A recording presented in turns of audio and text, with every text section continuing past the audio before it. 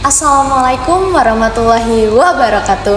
Halo Sobat Sehat, selamat datang di Podcast of You, ruang diskusi yang membuka perspektif dan memperluas wawasan kita semua, khususnya di bidang kesehatan. Perkenalkan, saya Naila Pursetia selaku moderator yang akan memandu jalannya perbincangan kita pada episode kali ini. Pada episode kali ini kita akan membahas topik yang sangat penting dan relevan bagi tenaga kesehatan, yaitu komunikasi efektif untuk tenaga kesehatan. Dalam dunia kesehatan, komunikasi bukan hanya tentang berbicara, tetapi juga tentang bagaimana pesan dapat diterima dengan baik oleh pasien, keluarga maupun rekan kerja. Di episode ini kita akan membahas mindset, manajemen gugup, koneksi emosional, storytelling, struktur pesan, hingga seni menyederhanakan konsep kesehatan yang kompleks. Nah, untuk membahas topik menarik ini, kita sudah bersama narasumber yang luar biasa dan inspiratif. Mari kita sambut narasumber kita, Ibu Vera Tiwi, SSETM Kep, sebagai dosen dan Kepala Subbagian Administrasi Umum. Terima kasih sudah meluangkan waktu untuk hadir bersama kami, Ibu. Sebelum kita mulai, mungkin Ibu boleh menyapa Sobat Sehat terlebih dahulu. Halo Sobat Sehat, selamat pagi. Sobat Sehat ya. Iya, Sobat Sehat, Ibu. Baik, terima kasih banyak atas perkenalannya, Ibu. Kita akan berbincang santai aja ya, sambil berbagi ilmu dan pengalaman yang tentunya bermanfaat bagi kita semua. Mungkin langsung aja tanpa basa-basi kita mulai ke pertanyaan inti ya, Bu. Jadi pertanyaan yang pertama itu, mengapa kemampuan public speaking menjadi salah satu keterampilan yang penting dimiliki oleh tenaga kesehatan, baik saat melayani pasien maupun memberikan edukasi kepada masyarakat? Oke, boleh baik. Ibu dijawab? Ya, baik. Untuk pertanyaannya, mengapa public speaking sangat penting bagi tenaga kesehatan ya, dalam memberikan pelayanan baik kepada pasien ataupun sesama rekan sejawat. Iya. Oke. Kalau secara umum public speaking mungkin lebih luas ya. Kalau untuk di tenaga medis mungkin saya sampaikan juga bahwa dalam ilmu medis kita mengenal dengan komunikasi terapeutik. Terapeutik itu adalah komunikasi antara pasien dengan tenaga kesehatan atau tenaga medis. Nah, mungkin dalam hal ini mengapa sangat penting komunikasi kita secara umum dulu, bahwa kita tahu bahwa komunikasi adalah bagaimana pesan yang kita sampaikan antara pemberi pesan dengan penerima pesan itu bisa sampai. Nah, dalam hal medis bahwa sangat penting sekali komunikasi terapeutik ataupun tadi public speaking seperti ditanyakan oleh Naila, bahwa salah satu tujuan komunikasi dalam tenaga medis dalam ilmu kedokteran itu adalah bagaimana komunikasi itu bisa meminimalisasi kesalahan diagnosis, kemudian bagaimana pasien itu bisa mengerti, bisa paham bahwa kondisi kesehatan seperti apa, kemudian bagaimana cara pengobatan yang benar, bagaimana cara mengatasi keluhan keluhan ataupun kesakitan yang dialami oleh pasien, sehingga tadi informasi tadi bisa diterima dan bisa mengatasi keluhan-keluhan yang dialami pasien. Demikian. Seperti itu secara umum ya. Oke, baik, terima kasih Ibu, jawabannya rinci sekali ya Bu Vera. Lanjut, mungkin kita ke pertanyaan selanjutnya ya, baik, Bu. lanjut, ya. Dalam praktiknya, bagaimana cara menyampaikan informasi kesehatan yang akurat, jelas, dan mudah dipahami oleh pasien dari berbagai latar belakang? Oke. Bisa dijawab, Bu? Iya. Baik, untuk berkomunikasi tentu kita harus memperhatikan tadi ya yang ditanyakan, bahwa satu, kita melihat latar belakang atau background dari lawan bicara, atau tadi kita bicara dengan pasien. Tentu saja kita harus memahami dulu kondisi sosial ekonomi, mungkin kita harus mengetahui latar belakang. Tentu saja cara kita berkomunikasi menghadapi pasien yang awam beda dengan menghadapi pasien yang memang tingkat pendidikannya yang tinggi. Jadi misal kita harus menghindari yang pertama, menghindari jargon-jargon ataupun istilah medis yang kalau orang medis nggak masalah, tapi kalau kita menyampaikan dengan pasien atau keluarga pasien yang orang awam, tentu saja kita harus menggunakan bahasa yang sederhana, artinya yang bisa dimengerti. Misal kita gunakan analog ya, misalnya kita menjelaskan tentang hipertensi, itu tentu kita menggunakan bahasa awamnya apa? darah tinggi seperti itu kan. Kemudian misalnya kita menyampaikan informasi mengenai apa namanya serviks misalnya, Naila kan sebagai calon bidan nanti, oh misalnya ada penyakit yang akan mengganggu serviks itu apa, atau ada penyakit yang akan mengganggu uterus, tentu saja mereka tidak akan paham. Tentu kita akan jelaskan dalam bahasa awam ya kan, akan mengganggu rahim misalnya, ada penyakit ini akan mengganggu leher rahim seperti itu. Jadi kita gunakan analog ya, analog artinya persamaan ya kan, yang bisa dipahami oleh orang awam seperti itu. Dan apalagi tadi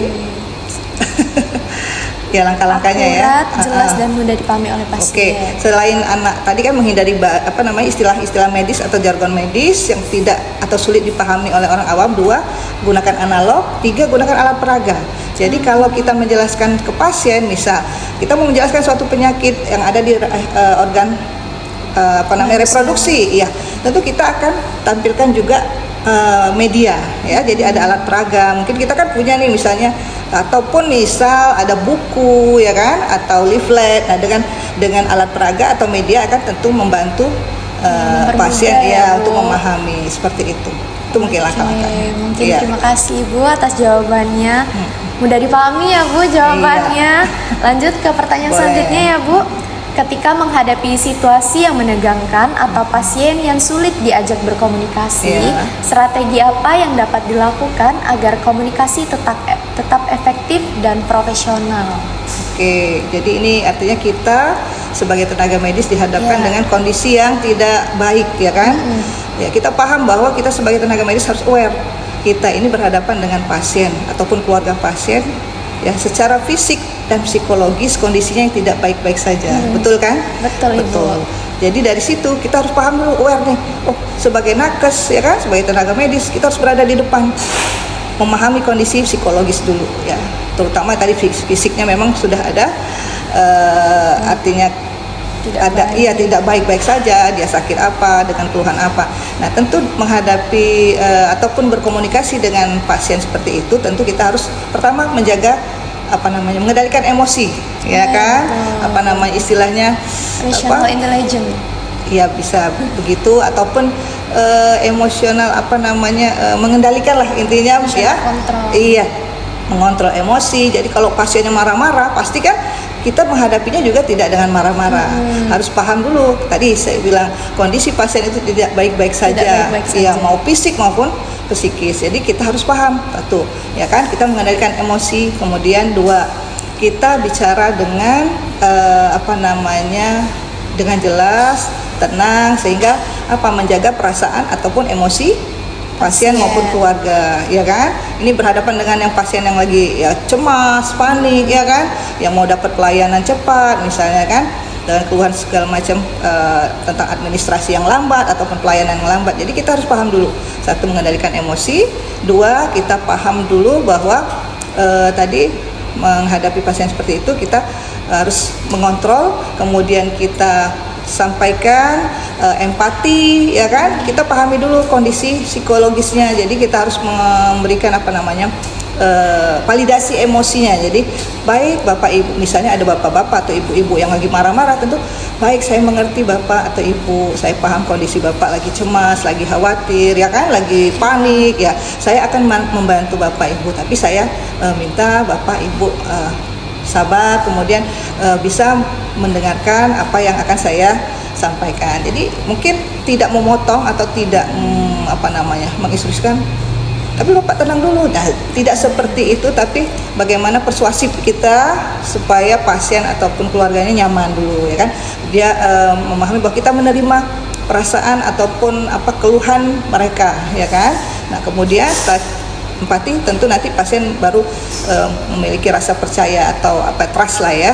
Nah, saat sudah kita sampaikan empati, kemudian sampaikan juga bahwa keluhan-keluhan tadi ataupun permasalahan tadi akan kita bantu untuk kita selesaikan ya, dengan kerjasama. Tapi tadi komunikasi, tetap kita memahami kondisi mereka yang keadaan tidak baik-baik saja, fisik dan psikologis. Jadi tentu kita harus berada lebih tenang ya kan, kemudian lebih aware tadi kan, sehingga pasien ataupun keluarga juga nyaman. Sampailah informasinya, kemudian kita berikan bantuan, kita berikan solusi bagaimana, nanti kita follow up lagi.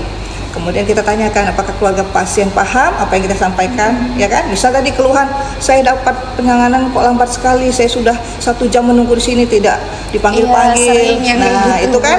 itu kan jenis apa namanya? Ya tadi komunikasi yang memerlukan apa? Penanganan yang sabar. Iya, sabar, empati. Jadi kita tempatkan diri kita sebagai pasien. Bagaimana kita menerima keluhan pasien seperti itu. Sehingga tadi tidak terjadi apa hal-hal yang tidak diinginkan. Ya kan? Banyak kejadian. Iya, banyak kejadian. Iya, nanti dipiralkan lah yang keluarga betul, pasiennya betul. ya emosi.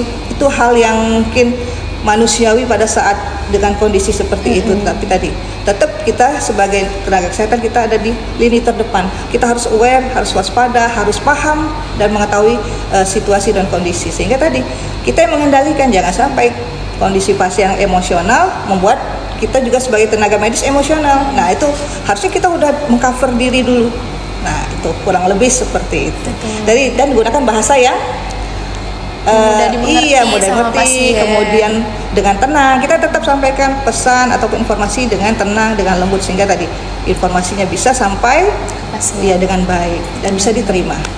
Intinya kita harus banyak sabar ya Bu dalam menghadapi pasien. Lanjut ya Bu ke pertanyaan terakhir sebagai penutup.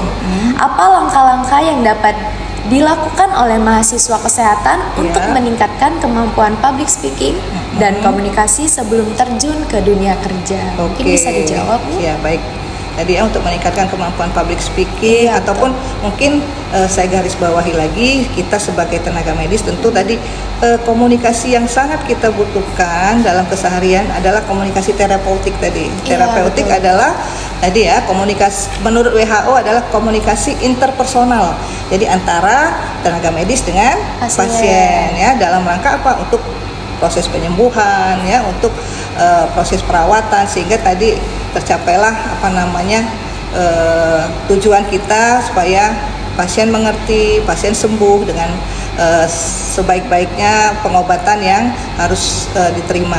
Jadi artinya langkah-langkah sebagai tenaga medis ataupun calon tenaga kesehatan ya Naila, jadi harus paham dulu bahwa tadi langkah-langkahnya sebagai mahasiswa mungkin ini ya saya highlight dulu. Mungkin yang pertama kalau sebagai mahasiswa Poltekkes mungkin sebaiknya harus membuat glosarium atau daftar kosakata ya. Mungkin kalau kita seperti belajar bahasa Inggris atau bahasa asing kan kita harus tahu dulu nih vocabnya apa. Iya, artinya apa? Iya, jadi misal vertigo itu apa? Ya kan, akut itu apa? Kronis itu apa? Ya kan? Nah, sehingga apa? Kita sudah punya daftar, ya kan? Kita tahu nih artinya, sehingga waktu kita menyampaikan kepada pasien kita juga udah paham, ya kan? Jadi jangan sampai misalnya, oh iya Ibu penyakitnya kronis, ternyata sudah pasien bingung apa itu kronis, ya kan? Harusnya kita jelaskan bahwa Bapak misalnya atau Ibu penyakit darah tinggi yang Ibu derita saat ini adalah penyakit yang sudah menahun, sudah lama, sehingga pengobatannya juga butuh ya pengobatan yang ekstra konsisten, terus menerus dan seperti itu. Jadi kita jelaskan dengan bahasa yang dimengerti awam. Jadi makanya kita harus punya kosakata dulu, ya kan? Glosarium kita harus paham dulu apa sih akut, apa itu kronis, ya kan? Tadi kita jelaskan kepada pasien dengan bahasa awam sehingga kita bisa sampaikan dengan bahasa yang bisa diterima. Kemudian sebagai mahasiswa mungkin yang kedua, mungkin mahasiswa Poltekkes itu bisa ikut atau terjun langsung ke dalam kegiatan edukasi, ya kan? Misal penyuluhan kesehatan, ya kan? Atau benar. Jadi ada istilahnya pengabdian kepada masyarakat kan ada itu. Kadang ada kegiatan yang dilaksanakan oleh dosen, mahasiswa juga ikut ya kan. Nah, itu betul, pengabdian kepada masyarakat, penyuluhan ataupun edukasi kesehatan lainnya.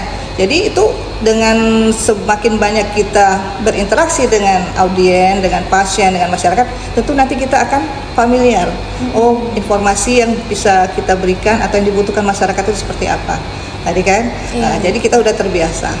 Nah, kemudian yang ketiga mungkin sebagai mahasiswa juga nanti ikut tadi ya membuat daftar kata, kemudian ikut terjun langsung, kemudian juga sebagai mahasiswa juga bisa bermain peran ya kan? Bisa, karena kenapa?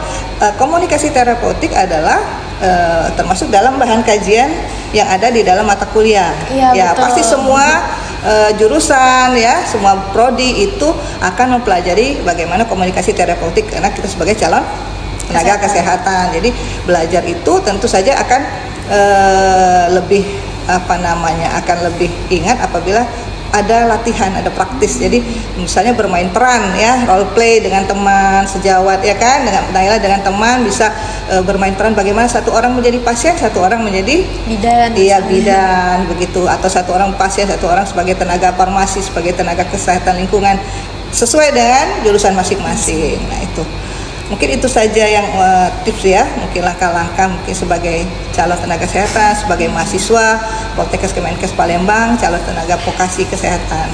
Seperti itu. Terima kasih ya Iya. Bu atas saran-saran yang diberikan kepada tenaga kesehatan Iya. di masa depan ya, mahasiswa kesehatan.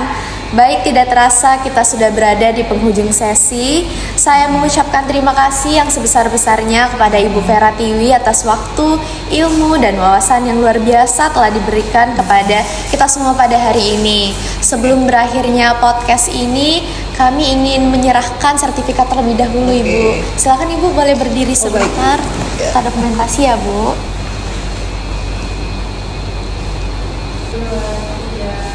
Oke. Oke, terima kasih, Bu. Terima kasih juga. Baik teman-teman, sobat sehat, berakhir sudah podcast of you episode kali ini. Sampai jumpa di POV selanjutnya.